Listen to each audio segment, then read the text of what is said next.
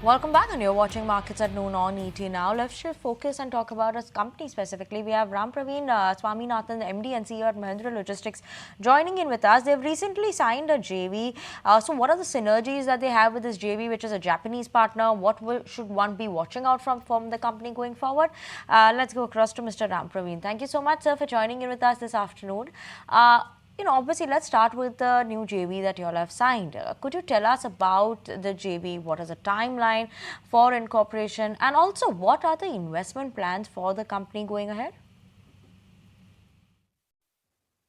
As you know, the Indian automotive market is now the world's third largest automotive market. And within that industry, Japanese companies have a very significant position both as OEMs and component manufacturers.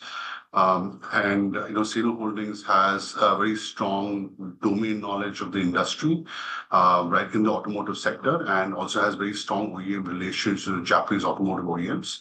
The joint venture which we are forming with them essentially leverages their sector expertise and their OEM partnerships with our local knowledge and local capabilities in India to try and provide Japanese auto OEMs and component manufacturers uniquely designed value-added solutions across transportation, warehousing, and integrated distribution, right, for their business requirements.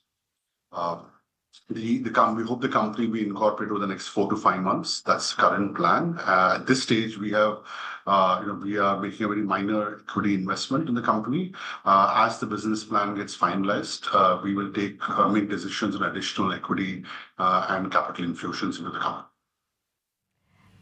Point taken, Mr. Swaminathan, but you do have a target of this 1,000 crore sustainable kind of number from the JV over the course of the next 5 years. How do you plan to achieve that? Do you already have some orders in hand? No, I think, obviously, the automotive space or the automotive sector is a very large consumer for 3PL and logistics services, both in terms of inbound to manufacturing supply chains, cross-border logistics, and distribution and fulfillment. There's also a very large component of in-plant logistics as well, and a set of value-added services around spare parts distribution and so on for the sector. As we look at the future, we think India will continue to be a strong growth market for automotive, and will further get accelerated given the broad transition happening towards electric vehicles and emerging customer needs for better service quality and better product quality as well. These obviously mean that Japanese OEMs are well positioned in that space today, right, globally as well in terms of products, and also very strong players in the Indian market. The joint venture will really focus on providing those companies a series of services between inbound to manufacturing and product distribution to end customers. And there's a series of services which have been identified as part of those two broad supply chains, which we try to cater to.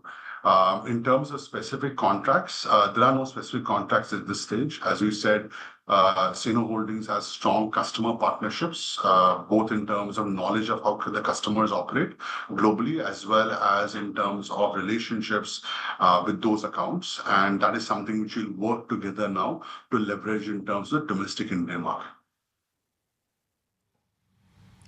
Right, Mr. Swaminathan. Also, what we want to know is that the company has set a target of around 10,000 crore rupees for logistics service provider by FY26. Could you tell us what will be the driver for the growth here? So I think around where we are today, we're around 60% there, right, in terms of the aspiration of being around 10,000 crores, and really 4 drivers to that. The first one, I think, is the broader transition and growth of the Indian economy. I think as we move towards becoming a $5 trillion economy, as there's a greater focus on in-country manufacturing for other geographies in the world, logistics plays a very, very important part in that process, and therefore we think there will be larger growth in demand in that space, right. The second part is consumption economics. I think India has a very strong component of consumption-driven demand, and that continues to grow as demand gets more premiumized in the country, and as demand becomes, and there's a stronger shift from urban to rural, that will also drive stronger demand for logistics. The third one, obviously, is that with the sector transformation, which the government is investing in with the National Logistics Policy and Gati Shakti, there's a significant shift in terms of infrastructure and digitization across the entire supply chain, and that should allow us to create newer value models for our customers. What this translates for us, obviously, is a growth in terms of a higher growth, which we see in full truckload and warehousing, which is part of our third-party logistics business. That will continue to see growth driven by automotive and FMCG and e-commerce. A stronger growth we expect in our newer businesses, which is cross-border logistics, express and last mile delivery, because there we have small players today and we're scaling up there. And there the growth will come through market share, penetration. Okay, point taken. But there was also this expectation that overall this year the volumes are going to be muted. Has anything changed with respect to the demand outlook?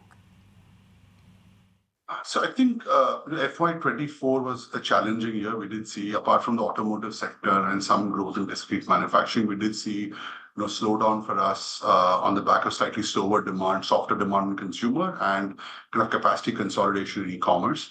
F25 actually the outlook is better than F24 as such. I think we have slightly slower Q1, but order intake in the last couple of quarters has been really strong.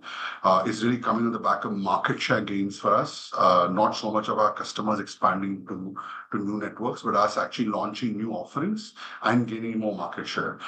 Therefore, I think from an overall perspective, we are expecting double-digit growth in F25, mid-teen growth in F25, though the growth will be more back-ended than front-ended during the year. Okay, thank you so much for joining in with us this afternoon on ET Now. Now, if you like this video, then like, share and subscribe to ET Now.